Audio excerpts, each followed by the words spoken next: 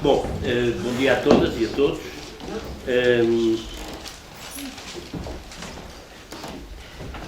A aula que eu vou dar é uma parte da aula, de uma aula que eu dou numa cadeira que dou lá na faculdade, que se chama A História dos Fascismos. Como tenho o tempo que tenho, e vocês têm o vosso tempo também, eu vou encurtar a aula que vou dar, em que se vai discutir dois pontos. Primeiro, em que condições, quais são as pré-condições em que na Europa emergem os regimes fascistas. É a primeira parte. A segunda parte é quais são as características desses regimes e em que medida o Estado Novo participa ou não das características desses regimes. Portanto, são essas duas partes. Normalmente a aula tem uma outra aula que a precede sobre a teoria dos fascismos, mas eu essa parte vou passar por alto porque não temos tempo para isso. E vamos concentrar-nos nesses dois problemas. Primeiro problema, quais são as pré-condições para a emergência dos regimes fascistas na Europa, na época dos fascismos, na Europa do pós-Primeira Guerra Mundial, primeiro ponto. Segundo ponto, que características comuns têm esses regimes e em que medida o Estado Novo salazarista dos anos 30 e 40 participa ou não dessas características. Tenho em conta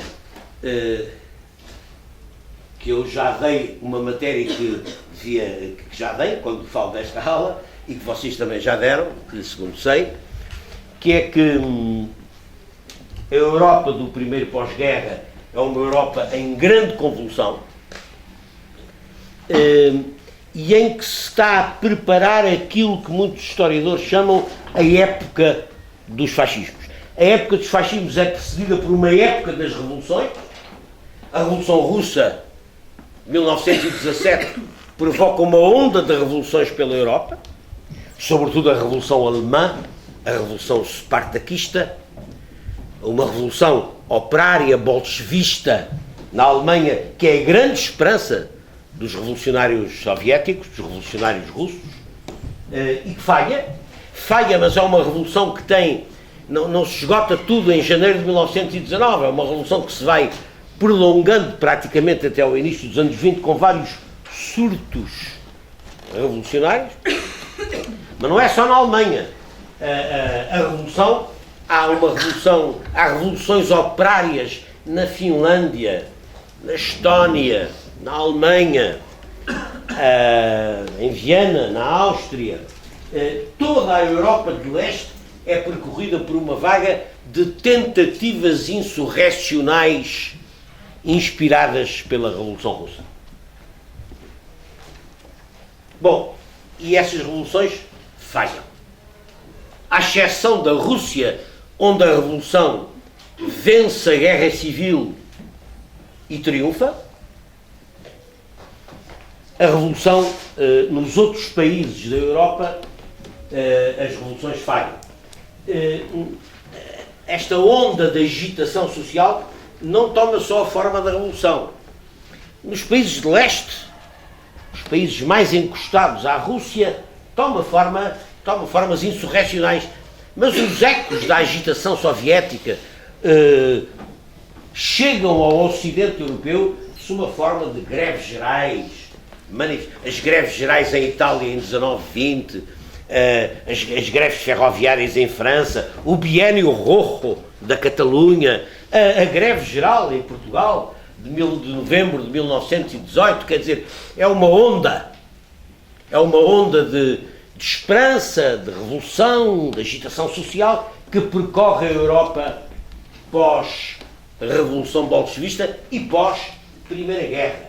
Porque, naturalmente, este ambiente revolucionário é alimentado pelos efeitos catastróficos do ponto de vista económico, social e político da Primeira Guerra. Portanto, e é neste contexto que se vão verificar duas fases da época dos fascismos. A primeira fase vai de 1918, a seguir à guerra, até 29, é uma década. É a primeira fase das ditaduras. Há uma para responder às tentativas revolucionárias, há uma série de instalam-se na Europa uma série de regimes ditatoriais. Nomeadamente em Portugal, em 1926. Nomeadamente em Espanha, Primo de Rivera, em 1923. De todas essas ditaduras, a única que assume claramente o seu caráter fascista é a Itália. Enfim, o Mussolini chega ao poder em 1922. Mas é o único regime que se assume nesta primeira fase como um regime fascista. As outras ditaduras são criptofascistas, pró-fascistas, pré-fascistas, mas para as classes dominantes da Europa, para o patronato, para as direitas antiliberais, ainda não está claro que o fascismo é um regime útil. E vai ser preciso esperar pelo sucesso do regime italiano para que essa ideia se comece a difundir e ter força. Mas é só na segunda fase deste período que se instala fortemente a época dos fascismos. E a segunda fase é de 29 a 39. 29 porquê? Porque é a Grande Depressão. A Grande Depressão de 1929 é um vendaval dramático que percorre todo o Ocidente, não só a Europa, todo o Ocidente, Estados Unidos, todo o mundo capitalista é brutalmente sacudido pelos efeitos da Grande Depressão de 1929. Nós tivemos outra Grande Depressão agora. Temos 2008. Essa depressão ainda está. 2008. Mas vocês pensem só nisto.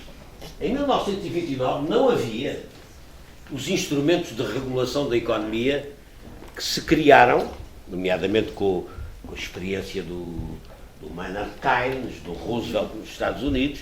Quer dizer, o capitalismo criou instrumentos de prevenção e regulação da economia. Não havia nessa altura. Ninguém se lembrava de utilizar os impostos para salvar um banco. Caía. Acabou. Com toda a tragédia inerente a isso. E, portanto, é uma tragédia em cadeia que se propaga do sistema bancário dos Estados Unidos para a Europa. Crise financeira, crise da banca, crise da economia, porque deixa de haver dinheiro para financiar a economia, falências de empresas, desemprego, uma crise em cadeia, que atinge diretamente o sistema financeiro alemão. A Alemanha do pós-guerra, não tenho tempo agora para estar a alongar-me sobre isto, a Alemanha do pós-guerra é uma Alemanha financeiramente, calculem a ironia das coisas, sustentada pelos empréstimos e os financiamentos dos Estados Unidos da América. Há um plano financeiro que pretende salvar a Alemanha da ameaça do nazismo ou da ameaça do comunismo e que financia diretamente a economia alemã. Com a Grande Depressão, o que é que acontece? Acabou. Deixa de haver dinheiro americano e a economia alemã vai ruir como um baralho de cartas. E é dessa ruína que surge o êxito do nazismo. A vitória do nazismo na Alemanha, em 1933, ela é fruto direto da crise de 29 e dos efeitos da crise de 29. Vocês têm que se lembrar que na Alemanha, com a crise de 29, há 40% de população desempregada. O nazismo cavalga esse desespero, esse descontentamento e chega ao poder, por via legal. O nazismo nunca consegue obter em eleições uma maioria absoluta. O resultado mais significativo que tem em 32 é de 30 e tal por cento, quase 40%, mas nunca chega a ter uma maioria absoluta, apesar das violências que exerce, das pressões, etc. Mas isso agora não vem para o caso. Mas, reparem, a vitória do nazismo na Alemanha em 1933 é um enorme tremor de terra, sobretudo em toda a Europa Central, do Leste, mas também na Europa Meridional. Quer dizer, quando um país com o potencial económico da Alemanha, com o prestígio cultural da Alemanha, a terra do Einstein, a terra do Marx, a terra do Mozart, do Beethoven, a terra da cultura alemã, quando um país com o potencial económico dos Krupp, da Siemens, da IG Farben, quer dizer, quando um país destes adota o nazismo, naturalmente isso significa que o nazismo adquire uma força expansiva por toda a Europa. E, portanto, aí sim a época dos fascismos se vai consolidar. Até porque o nazismo tem um rápido sucesso. Por razões que podemos discutir, tem um rápido sucesso. O rearmamento alemão acaba com o desemprego. A repressão do nazismo acaba com as greves e com a agitação social. E, portanto, o nazismo é um caso de sucesso que as classes dominantes europeias encaram com uma renovada simpatia em termos de solução política para a crise que abala o sistema liberal europeu. Dito isto, à laia de introdução às aulas que é suposto terem precedido esta, podemos entrar, então, quais são as pré-condições históricas para a emergência dos regimes fascistas. Primeira pré-condição, uma crise geral do sistema liberal. O sistema liberal está em crise desde finais do século XIX, princípios do século XX. Crise que é uma crise económica, que se manifesta exuberantemente com a Grande Depressão de 1919. O capitalismo está em crise. Crise política, o velho Estado liberal não consegue dar resposta eficaz a esta crise, não consegue dar resposta eficaz para os de cima, para as classes dominantes, porque com a sua atitude tradicional de abstenção na economia, não intervém e, portanto, não intervindo, não protege os interesses estabelecidos e, portanto, os de cima, os patronatos, as classes dominantes, as oligarquias largam o sistema liberal já não corresponde ao que é necessário, e crise política também para os de baixo, porque os de baixo não se sentem representados pelo Estado liberal. E esse é um dos elementos de paralelo com a atualidade, onde a crise do sistema liberal, onde estamos perante uma nova crise do sistema liberal, com muitas das características da crise do primeiro sistema. É bom a um cidadão hoje na Europa perceber o que é que foi esta crise histórica, porque ela tem elementos de paralelo muito significativos com a primeira crise do sistema. Crise económica e financeira, crise política, crise social, naturalmente, desemprego em massa, inexistência de Estado Social. Não havia Estado Social, não há subsídio de desemprego. Por acaso a Alemanha é o único país, por causa da República de Weimar, é o único país onde há subsídio de desemprego nesta altura. Não há subsídio de desemprego nos Estados Unidos, não há subsídio de desemprego na Inglaterra, não há em lado nenhum. Quer dizer, desemprego é desemprego, desemprego é fome. E, portanto, um enorme drama social, drama, revolta, angústia, desespero que a crise traz consigo, e uma crise de valores. Aqueles velhos valores do século XIX, do liberalismo, o otimismo, o cientifismo, a razão, tudo isso está em crise. É uma crise que coloca que coloca contra o império da razão e o otimismo no futuro, pelo contrário, uma crise do pessimismo. Uma crise que traz o pessimismo, o irracional, o instintivo, como valores dominantes em presença. E, portanto, digamos que o quadro de fundo para compreender a época dos fascismos é a compreensão desta crise multímoda, que é a crise dos sistemas liberais do Ocidente, a primeira crise histórica. Eu digo a primeira porque, no meu entender, pelo menos, estamos a viver a segunda. Ainda não sabemos com que desfecho. Mas é bom conhecer o desfecho da primeira para aprender alguma coisa sobre a segunda. Dentro disto, é mais fácil agora compreender o que se segue. A primeira, esta é a primeira pré-condição. A outra, já falámos até um bocadinho, a outra é o seguinte: os fascismos emergem num quadro, e essa é a segunda pré-condição, de derrota, uma derrota histórica do movimento operário.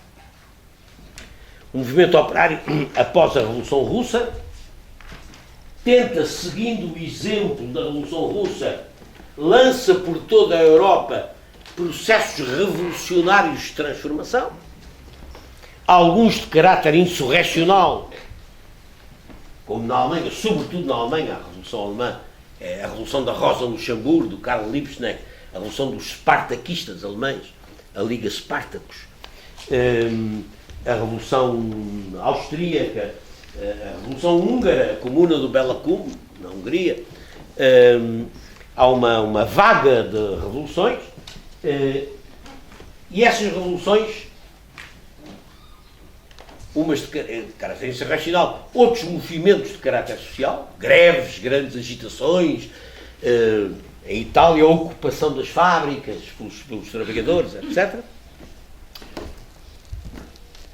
Por razões que agora não tenho tempo para discutir, que são várias e diferentes, esse movimento é derrotado. É derrotado. E é no espaço aberto por essa derrota, é no espaço viabilizado por essa derrota, que se vai dar a reação ditatorial. Não é uma reação imediata. O fascismo não vem logo a seguir. Mas as derrotas do movimento operário possibilitam a instalação de ditaduras essas que, na sua maioria, vão evoluir para o fascismo. Não são imediatamente regimes fascistas, são regimes de ditadura, como aqui, a ditadura militar, 1926 a 32, 33, não é um regime fascista, é um regime, uma ditadura militar, com caráter antiliberal, mas ainda não é um regime fascista. Quer dizer, essas ditaduras, no entanto, com a consolidação e o sucesso, quer do regime mussoliniano em Itália, quer do regime nacional-socialista na Alemanha, essas ditaduras vão quase todas evoluir para regimes de tipo fascista. Ou seja, e vão consolidar aquilo que se chama a época dos fascismos. A segunda pré-condição, que eu também já referi, é a crise económica, financeira e social. Essa é a terceira pré-condição, ou seja, uma grande crise económica, quer dizer, uma crise que abala os velhos fundamentos do Estado Liberal. E abala para os de baixo e para os de cima, como eu disse há bocadinho. Ou seja, o velho Estado Liberal é criticado e abandonado, quer pelos poderosos, os oligarcas, as classes dominantes tradicionais. Aquele Estado já não serve para eles acumularem riqueza, mas é abandonado também pelos de baixo, que entendem que aquele Estado não resolve os problemas, não os representa, nem resolve os problemas da fome, da miséria e do desemprego que se instala.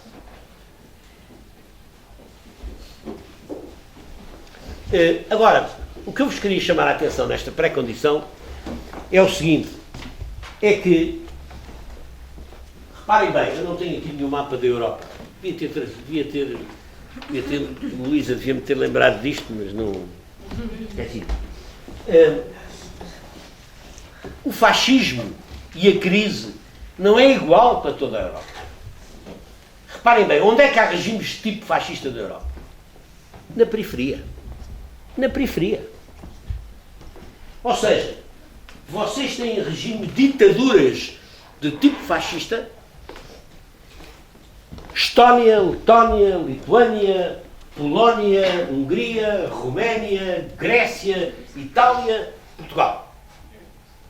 E a Alemanha está periferizada pelos efeitos da crise.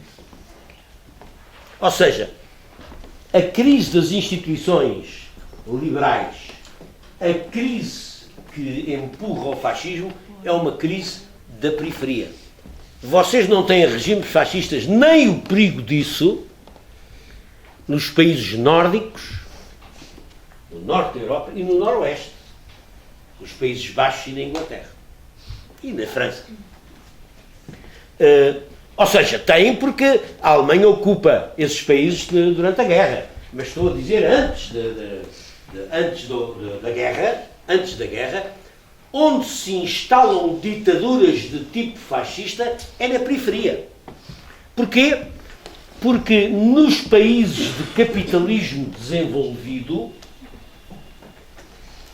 onde não só o capitalismo é desenvolvido, mas onde o movimento operário é ele próprio desenvolvido, que há fortes partidos socialistas com representação parlamentar, com alguma forma de participação no poder, o capitalismo tem capacidades integrativas da contestação social.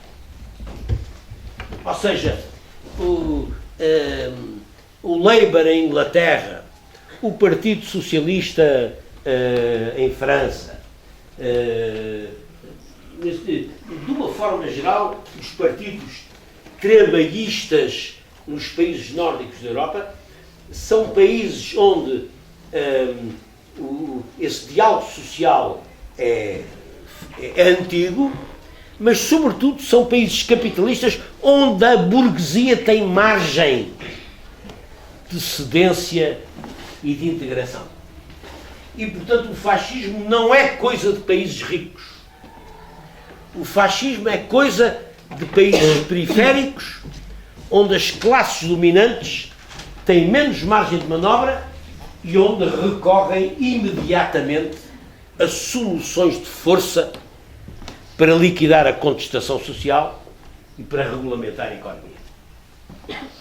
Portanto, há uma geografia política dos fascismos da Europa.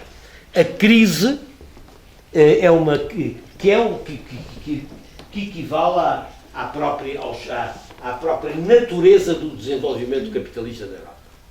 É nos países periféricos, onde há mais pobreza, menos margem de manobra para as classes dominantes,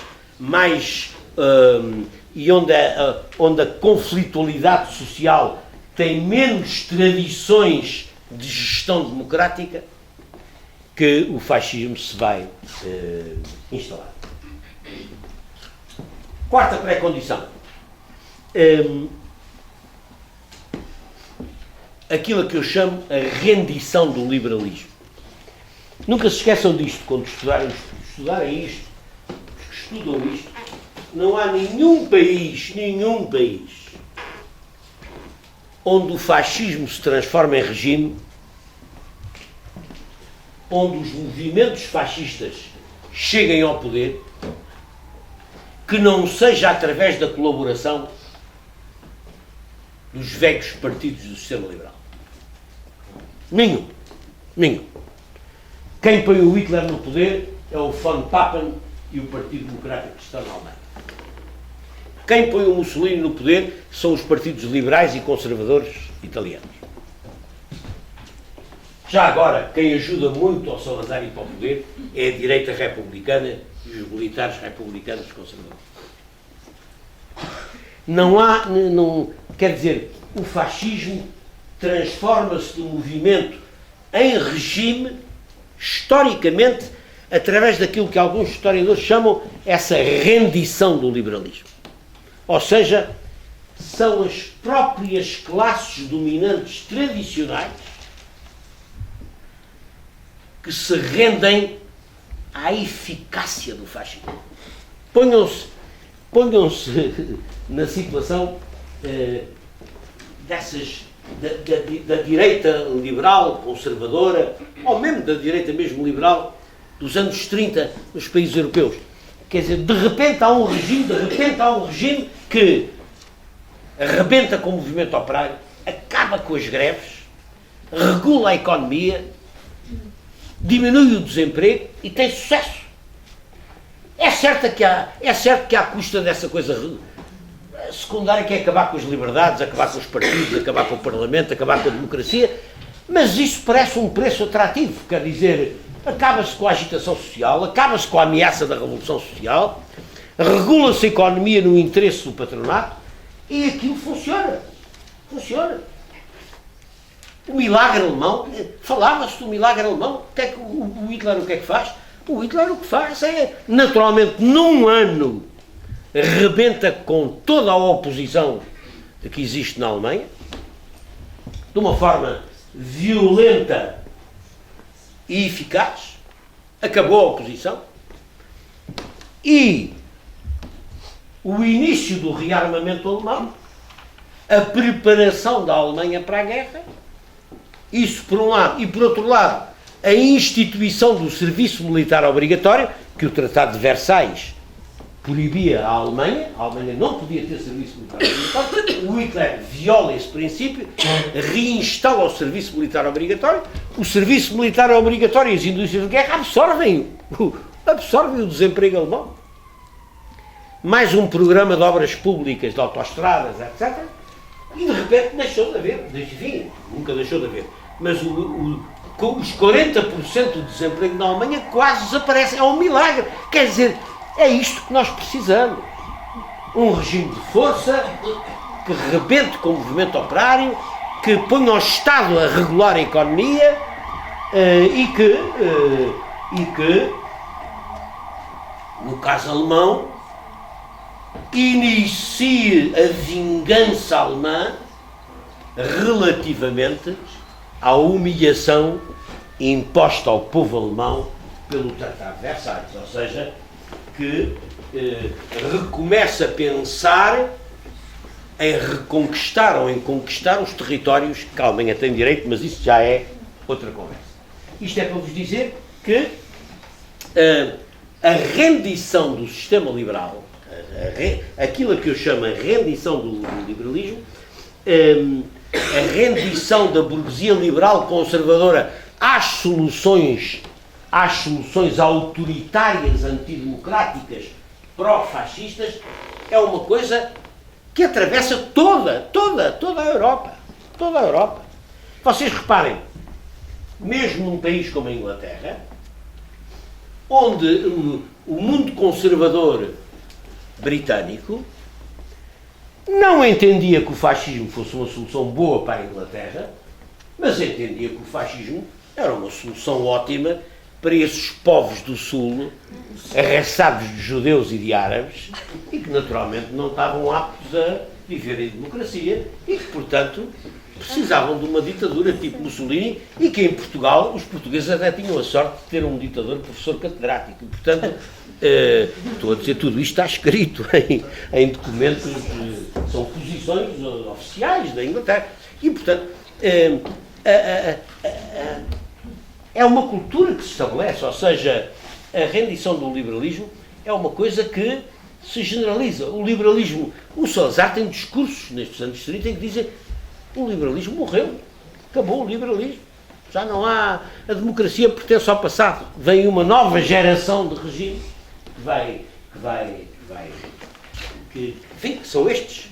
E, portanto, estamos numa época em que Agora reparem, tal como hoje parece ser ideologia dominante, pensamento único sobre a economia, ou seja, isto tem que ser assim porque não há alternativa, temos que comer com a austeridade porque não há alternativa, a economia tem que ser regulada desta maneira porque não há alternativa, isto é um pensamento único dominante. Nessa altura, o pensamento único dominante é que a democracia tinha falido e o que é que era preciso era regimes de força, de autoridade, de combate da luta de classes e de estabelecimento de uma ordem nova, antiliberal e ditatorial. Finalmente, a última pré-condição que eu vos queria salientar é os regimes fascistas vão emergir, normalmente, em condições em que se torna indispensável a unificação e a fascização das várias direitas da direita. O que é que isto quer dizer? Quer dizer que, normalmente, não há só, o fascismo não é unívoco, não há só um movimento fascista. Eu tenho defendido, é preciso perceber que os movimentos fascistas, mesmo quando têm força, mesmo quando chegam ao poder, nunca chegam ao poder sozinhos. Chegam ao poder cooptados pelas classes dominantes que estão instaladas. Nunca chegam ao poder sozinhos. E, portanto, vocês têm o seguinte, têm os movimentos fascistas propriamente ditos. Depois têm as direitas liberais. As direitas liberais que, historicamente, vão facilitar o poder, vão chamar os movimentos fascistas ao poder. E têm ainda, além das direitas liberais, as direitas antiliberais,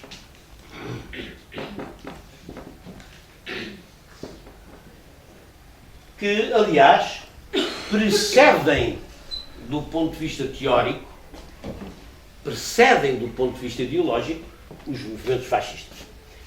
Ou seja, por exemplo, em Portugal vocês têm aqui o integralismo lusitano, têm nas direitas liberais a direita republicana, não é? E têm o movimento nacional sindicalista. Pronto. O integralismo lusitano e o centro católico. O que é o regime fascista? O regime fascista é o casamento destas três direitas da direita autoritária, da direita antiliberal. Ou seja, e desse casamento o que surge em todos os regimes de tipo fascistas é um partido único. Os processos históricos de constituição deste partido único são diferentes. Na Alemanha, o Partido Nacional Socialista engole tudo. Na Itália, o Partido Nacional Fascista também tem força para ele próprio se tornar partido único. Em Portugal, todavia, a União Nacional é uma federação destes movimentos e engole o movimento fascista. Em Portugal, o movimento fascista é engolido pela União Nacional. Quer dizer, o casamento destas três componentes é um casamento historicamente diferenciado de país para país. O que significa que os regimes de tipo fascista são historicamente diferenciados de acordo com o caldo de cultura, com o caldo económico e social, com o caldo de equilíbrio de forças próprio de cada sistema nacional em concreto. Agora, o que se torna essencial para aparecer um movimento, um regime de tipo fascista, é exatamente a unificação de todas estas direitas e a sua fascistização. O que significa duas coisas, e isso é muito importante, chamo-vos a atenção disto, é que a fascistização faz-se porque há movimentos fascistas, que são movimentos propriamente dito fascistas, em Portugal de camisa azul, talabarte, cinturão, saudação romana. O Rolão Preto até tinha um bigodinho a Hitler e deixava cair a madeixa para a testa para imitar o Hitler. E, portanto, mas há outro fenómeno que normalmente na historiografia é pouco salientado, que é o fenómeno de fascistização das direitas tradicionais. Ou seja, há uma direita integralista em Portugal, há uma direita católica, etc. E neste contexto, estas direitas fascistizam-se, ou seja, adotam, simpatizam, chamam, concordam, descobrem que o fascismo é uma solução. E, portanto, há uma dupla fascistização neste processo de unificação das direitas. A fascistização que decorre dos movimentos fascistas e a fascistização que decorre do processo de fascistização das direitas. Do processo de fascistização das direitas. Porquê? Porque o fascismo torna-se cultura dominante.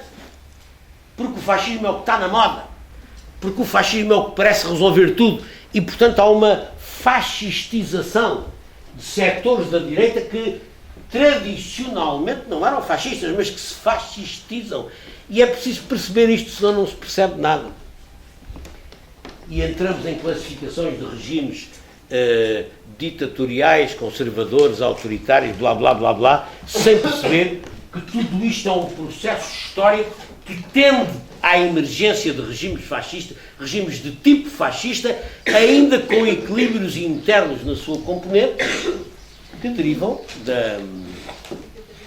da história de cada país. E por isso eu entendo que o fascismo em Portugal é um fascismo em que a componente do movimento fascista genética está relativamente subordinada ao processo de fascistização das direitas tradicionais. É um movimento fascista mais subordinado, enquanto que na Alemanha, para usar o exemplo extremo, o partido nazi é um partido claramente hegemónico e que subordina as direitas tradicionais. Em Portugal, as direitas tradicionais incluem e usam e subordinam movimentos fascistas, mas integram-nos dentro do regime. O Salazar proíbe o movimento nacional sindicalista em 1934, mas vai pôr os dirigentes nacional sindicalistas na Mocidade Portuguesa, na Legião Portuguesa, na Federação Nacional para a Alegria no Trabalho, em todas as organizações mais tipicamente fascistas.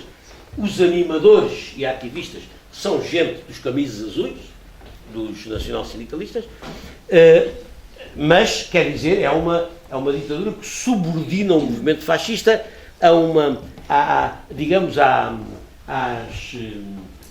ao peso tradicionalmente grande das direitas conservadoras. Mas num regime de tipo fascista. Porquê? Porque há uma fascistização das direitas. Mas isso passa-se em todo lado. Passa-se em todos os regimes. Este tipo de fascistização.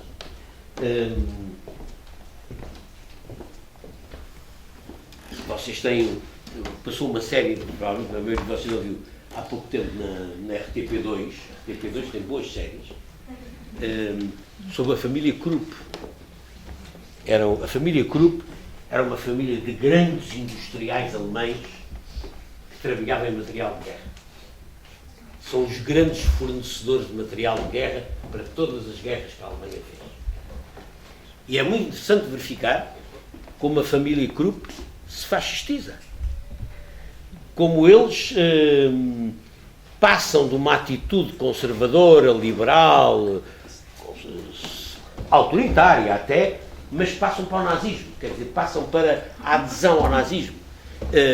E não só por necessidade de se fazer negócio com o regime, mas porque esse é o ambiente, porque essa é a solução que de repente parece eficaz.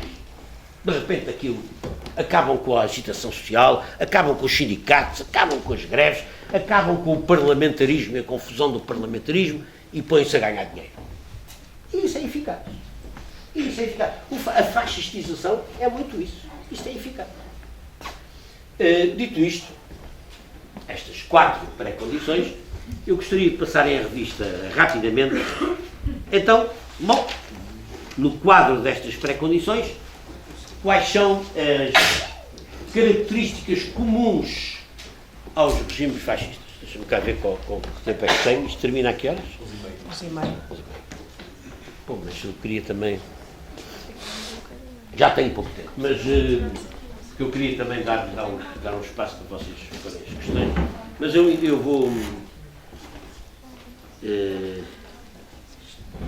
vou rapidamente referir isto, vamos ver se que é para vocês terem tempo também depois de pôr algumas questões. Quais são as características comuns a estes regimes todos?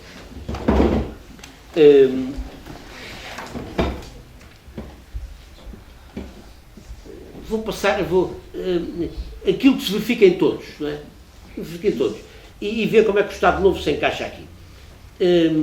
Eu tenho alinhado nas minhas aulas, tenho alinhado aquilo que me parece ser 9 características importantes. Vou resumi-las muito rapidamente, que é para... Em primeiro lugar, o mito palingenético. O que é o mito palingenético? A ideia da Renascença. De repente, a pátria reencontra-se consigo própria. Em Portugal, tipicamente, o Estado Novo interrompe esse século de trevas histórico, que é o século do liberalismo, e vai retomar a tradição interrompida por o século das trevas do liberalismo, que é a verdadeira história, o verdadeiro curso da história pátria. A história dos nautas, santos, cavaleiros, quer dizer, e essa é a verdadeira história pátria que o regime, interrompendo esse século das trevas do liberalismo, vai restaurar, renovar a tradição, como diziam os integralistas. Segunda característica, o nacionalismo orgânico. O organicismo. Eu precisava de mais tempo para explicar isto. O nacionalismo orgânico é isto. Há uma nação eterna e de sempre, que pré-existe ao Estado e às leis. Um ente orgânico que é a nação. O Volksgemeinschaft alemão. Portanto, e esse ente orgânico, nesse ente orgânico, o interesse nacional subordina-se completamente aos direitos, subordina completamente a si os direitos individuais. A nação, esta nação orgânica, é espontaneamente hierárquica, harmónica e organizada. Manda quem pode, obedece quem deve. Não há contradições entre patrões e operários. A luta de classes é uma anomalia, é uma doença do sistema que deve ser tratada como tal. E o que cabe ao Estado é receber e organizar dentro do Estado essa nação eterna e de sempre. A isto chama-se o nacionalismo orgânico ou o organicismo. Nada contra a nação, tudo pela nação. Na versão mussoliniana, nada contra o Estado, tudo pelo Estado, mas a versão salazarista do nada contra a nação de produção é da Itália, naturalmente, é acolhida. Terceira característica, o corporativismo. O que é o corporativismo? É a organização política que o Estado dá à nação. O Estado recebe a nação e organiza-a corporativamente. É a nação politicamente organizada pelo Estado. Na sua essência, o corporativismo destina-se a eliminar a luta de classes. Não há luta de classes. A luta de classes é uma invenção do liberalismo, que isolou o indivíduo da sua pertença orgânica, e é uma invenção dos socialistas, que atiraram os patrões contra os trabalhadores. E, portanto, a luta de classes deve ser administrativamente suprimida. E o corporativismo proíbe a luta de classes. e organiza a nação em órgãos corporativos. Os patrões em Portugal têm os grêmios, os sindicatos os trabalhadores têm os sindicatos nacionais, é proibida a greve, é proibida a liberdade de associação e de expressão sindical, os sindicatos nacionais são uma espécie de espartilho, e por cima dos dois há a corporação, que faz uma espécie de enlace corporativo entre o capital e o trabalho. O corporativismo, aliás, tem três funções muito importantes. Por um lado, liquidar a ameaça revolucionária do operariado organizado e, portanto, proibir os sindicatos livres, proibir a greve, proibir a livre expressão sindical. Pelo contrário, criar um sindicato, ou há regimes onde não há, por isso, simplesmente sindicatos, só há organismos compósitos de patrões e trabalhadores. Em Portugal, no entanto, há os dois subordinados à corporação. Ter uma intervenção reguladora e tutelar na economia. Uma das grandes pretensões da burguesia nesta época é que o Estado intervenha na economia a favor dos interesses do patronato. O corporativismo realiza isso e realiza o propósito totalizante de enquadrar e disciplinar o mundo do trabalho nos valores do regime. Quarta característica, o Estado forte, ou seja, se vocês quiserem, a ditadura. Ditadura anti-demoliberal, como se dizia na época, ditadura antiliberal, antidemocrática, antiparlamentar, antissocialista, como é evidente, mas sobretudo, reparem, nestes regimes, o que é que eles negam? Eles negam, isso é muito importante, a essência autoritária e antidemocrática destes regimes é a negação do património da Revolução Francesa. Vocês estudaram a Revolução Francesa, acho eu. A Revolução Francesa é um homem, um voto. A legitimidade do Estado baseia-se na soberania popular. É a maioria dos cidadãos, através da sua escolha, que legitima as instituições. Ora, estes princípios de um homem, um voto, da soberania popular, estes princípios do cidadão, da divisão de poderes, executivo, legislativo, judicial, esses princípios os regimes de tipo fascista vão claramente pôr em causa. Não só porque não há o cidadão, o indivíduo deve estar sujeito ao interesse nacional, ao interesse da nação que o Estado representa e interpreta. É o Estado que interpreta o interesse nacional e o impõe ao cidadão.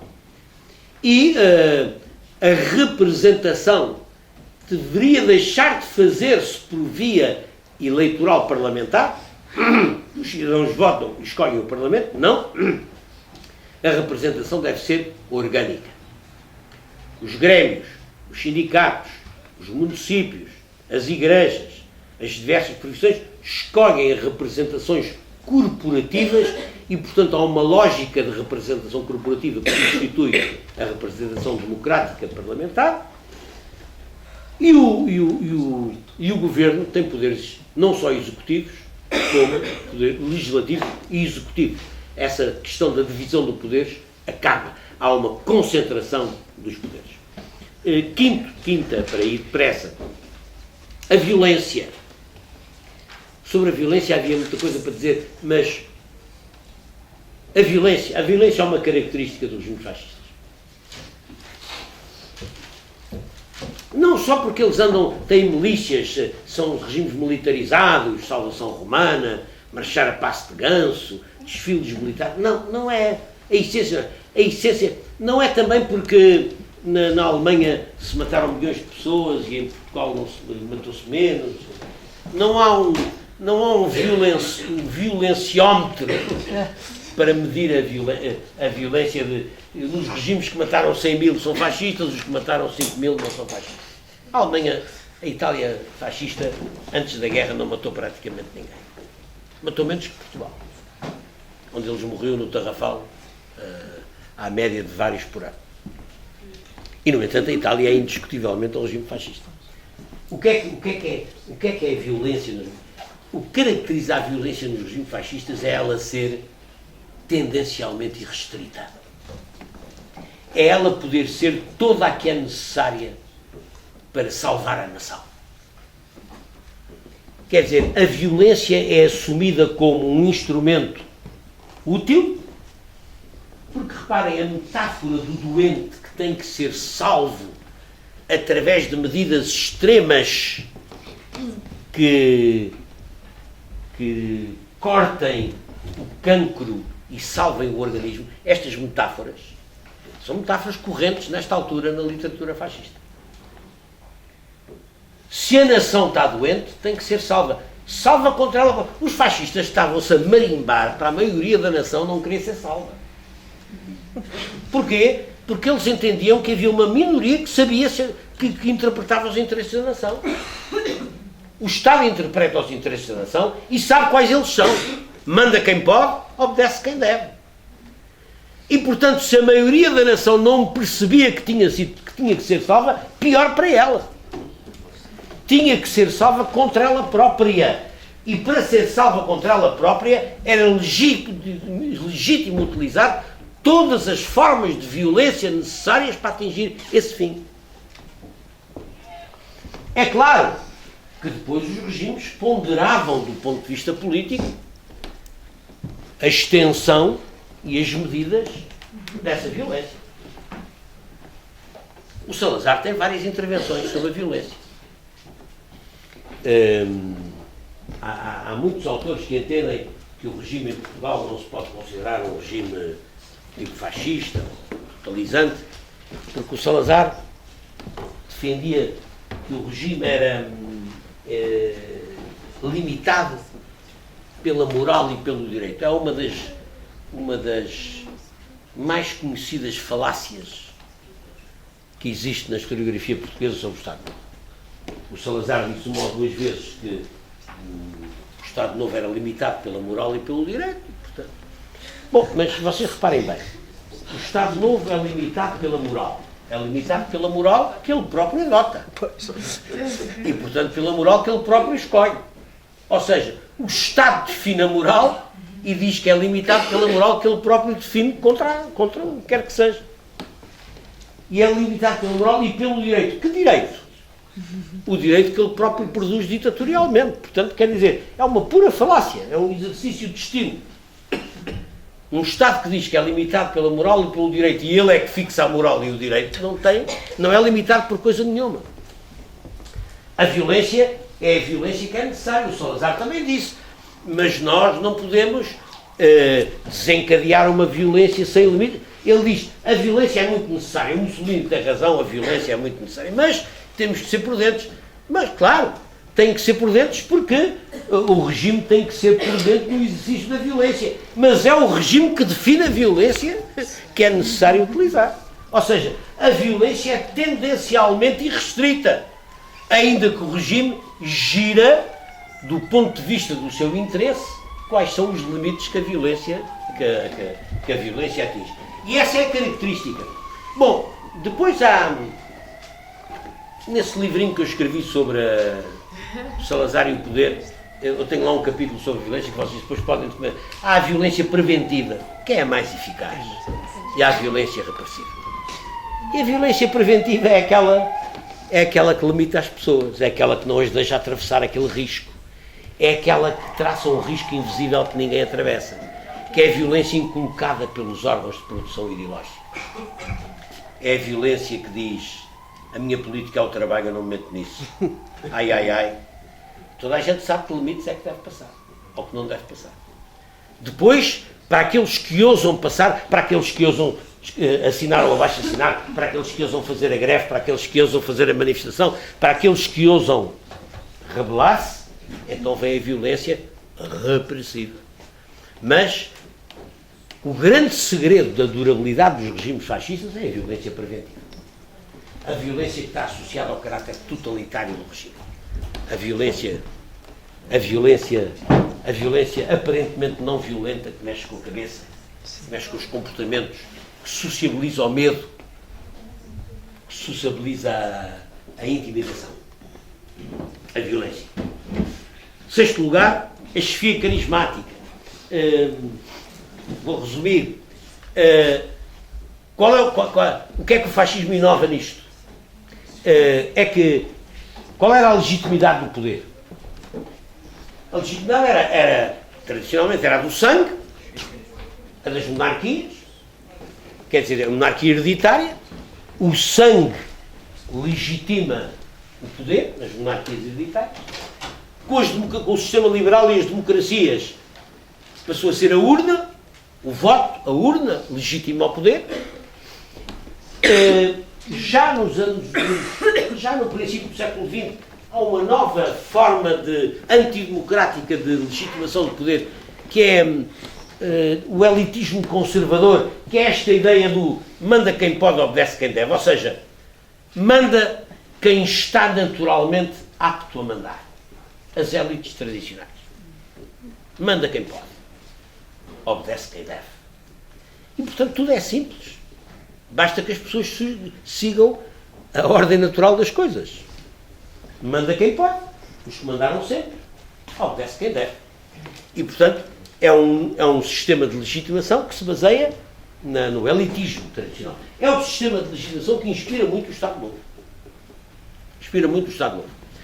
Depois o que é que o fascismo traz de novidade? É que manda um gajo qualquer, que pode ser cabo das trincheiras, pintor de tabuletas, professor primário, marginal no princípio dos anos 20, desde que ele consiga interpretar o sentimento difuso da raça e torná-lo realidade.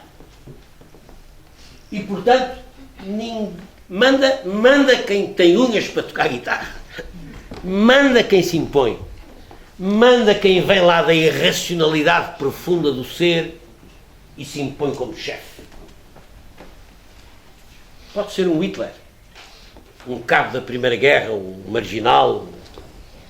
Pode ser um Mussolini, um professor primário que até foi chefe da ala esquerda do Partido Socialista Italiano.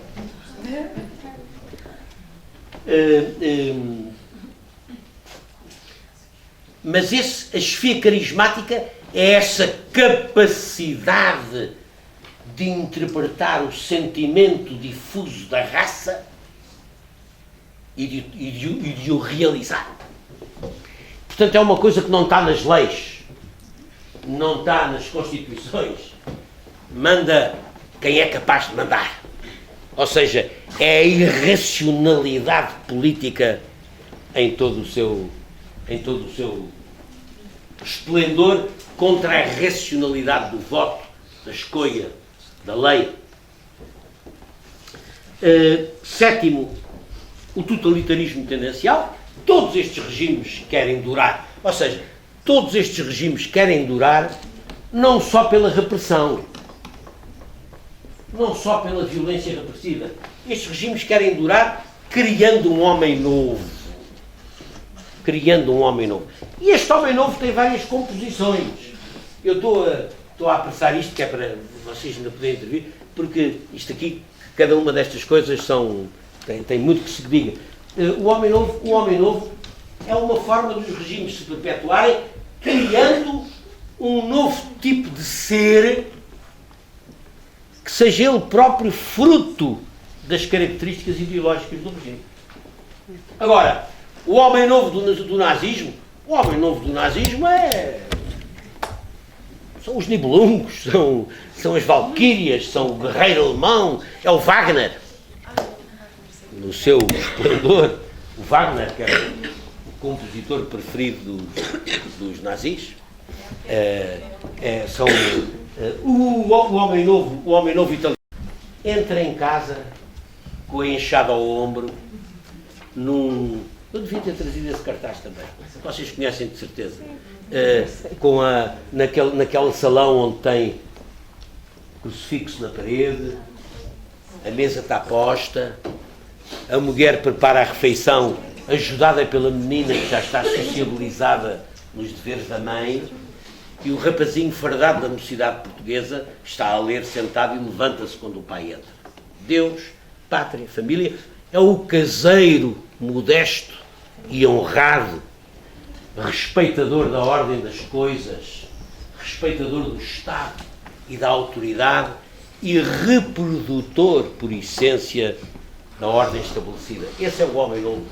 Significa que os regimes fascistas, de acordo com a sua natureza, tentam produzir vários tipos de homem novo e produzem, não é produzir no sentido de querer, não, têm um aparelho de inculcação ideológica ao serviço da criação desse homem novo. O Secretariado de Propaganda Nacional enquanto aparelho de divulgação e depois aparelhos específicos para a escola, o Ministério da Educação Nacional, a Organização das Mães para a Educação Nacional, a Mocidade Portuguesa Feminina, até para os tempos livres, a Federação Nacional para a Alegria no Trabalho, controlar os tempos livres, saber o que é que se faz nos tempos livres, tirar o homem da política e da taberna. Missão que pertence à FNAC e pertence às mães que em casa são o esteio da ordem estabelecida. Vocês já percebem porque é que os republicanos não davam voto às mulheres. E estou a brincar. Insustentável. Mas, quer dizer, era uma espécie de reação ao papel que a direita tradicional atribuía às mulheres, como reprodutoras da ordem, reprodutoras por excelência da ordem estabelecida. Finalmente, o Partido Único, já falei, portanto não vou falar mais, o Partido Único é uma condição essencial, em todos estes regimes há um Partido Único, um partido cuja existência implica a não existência de mais nenhum, proibir a organização dos partidos, portanto o Partido Único, não só um Partido Único como um partido indispensável para o exercício do poder, mas que proíbe a existência dos outros. E finalmente, o discurso imperialista. Também havia muito para dizer sobre o discurso imperialista, mas eu vou ser muito breve. Só para dizer isto. Esta nona característica quer dizer isto. Quer dizer que todos estes regimes têm um discurso imperial. Um discurso imperial expansionista, no caso da Alemanha, no caso da Itália, alguns chamam isto um discurso irredentista, um discurso de expansão, conquista de território. A Alemanha, em nome do Lebensraum, espaço vital, naturalmente quer ocupar o leste. A Itália quer o mar Mediterrâneo, aquele Mediterrâneo romano. Portugal também tem um discurso imperialista, mas é curioso que é um discurso expressamente imperial. A partir de 1930 e do ato colonial, Portugal passa a ter explicitamente um império. E passa a ter um discurso imperialismo. Agora, qual é a diferença? A diferença é que é um imperialismo defensivo. Não é um imperialismo expansionista e irredentista. Toda a preocupação do Estado Novo, com o seu discurso imperial, é defender a integridade do património colonial lusitano, das conspirações imperiais, outras, contra o território colonial sob domínio português. E, portanto, o discurso imperialista é um discurso comum a todos estes regimes, mas, em muitos casos de caráter expansionista, noutros casos de caráter defensivo, como é claramente o caso do discurso imperial português, mas que é uma novidade muito importante dos anos 30 e 40, é o discurso imperial. Portugal não tem colónias, Portugal tem um império, Portugal é um país imperial. E pronto, meus amigos, acabei, é a altura de vocês porem perguntas. Fazem.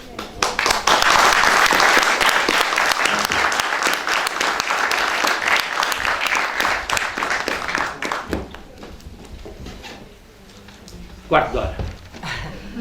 Está para falar?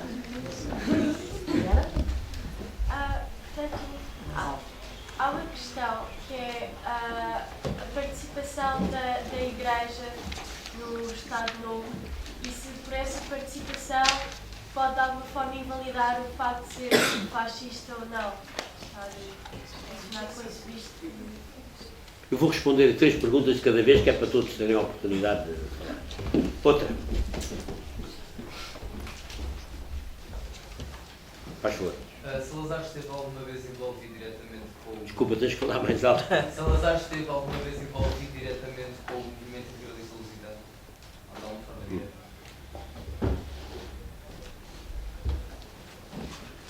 Uma terceira. Pode ser perguntas ou comentários, não é? Quer dizer, comentem, como quiserem.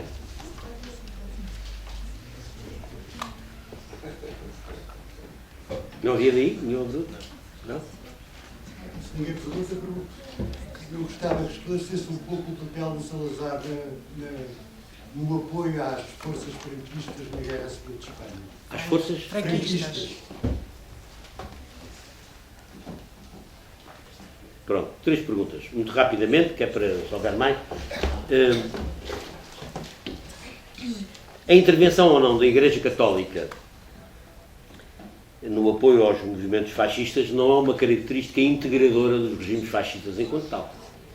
Por exemplo, em Itália, o Papa Pio XI e a Igreja Católica dão um apoio decisivo ao regime fascista italiano e inauguram até a época das concordatas do papado com os regimes autoritários. Em Portugal, o apoio da Igreja ao regime também é um aspecto muito importante da durabilidade do regime. Pelo menos até ao início das guerras coloniais, como sabe, a partir de 61 e sobretudo com o Papa João XXIII, a posição da Igreja relativamente à questão colonial muda e, portanto, digamos, essa longa lua de mel do Estado Novo com a Igreja desaparece. Mas eu diria que os regimes fascistas não podem ser caracterizados como sendo ou não fascistas em função do apoio que a Igreja lhe dá, porque se você então for para o leste, para a Alemanha, para a Europa Central e de Leste, verifica que aí o papel da Igreja Católica não é tão determinante como nos países meridionais e tem o papel das igrejas protestantes, etc. Portanto, o papel destas igrejas é importante para a história concreta de cada um destes regimes, mas para uma definição da natureza do regime em si não é uma questão essencial. Peço desculpa, esquece-me sempre de desligar esta porcaria. Agora nem sei onde é o Salazar e o integralismo lusitano. O Salazar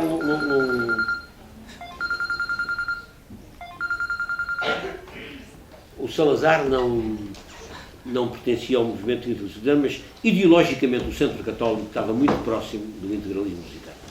A diferença do centro católico, as diferenças do integralismo lusitano, tática política, eles entendiam que a solução era a restauração de uma monarquia legitimista, de uma monarquia neo-legitimista, de uma monarquia orgânica. Enquanto que o centro católico, obedecendo às diretivas do Papa a partir de certa altura, entra no jogo das instituições republicanas e participa na vida política da República, como partido. Isso origina uma grande controvérsia entre o centro católico e os realistas e integralistas, que os distingue não tanto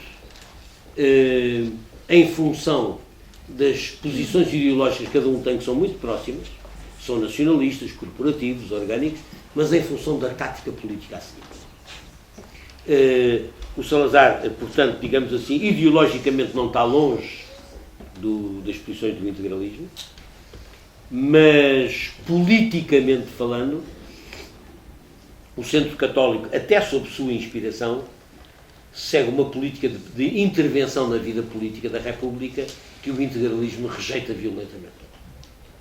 Agora, quando o Estado Novo se constrói, se assume, quer dizer, quando o Salazar parte à tomada do poder, quando o Salazar, a partir de 26, começa a reunir forças numa corrente salazarista que tome conta da ditadura, o integralismo lusitano é, sem dúvida, uma das componentes essenciais dessa fronda política e ideológica que o Salazar reúne à sua volta. Os católicos do centro católico, o integralismo lusitano, parte da direita republicana. Nesse livrinho que eu escrevi, tem lá isso explicado. Finalmente, o Salazar e o Franco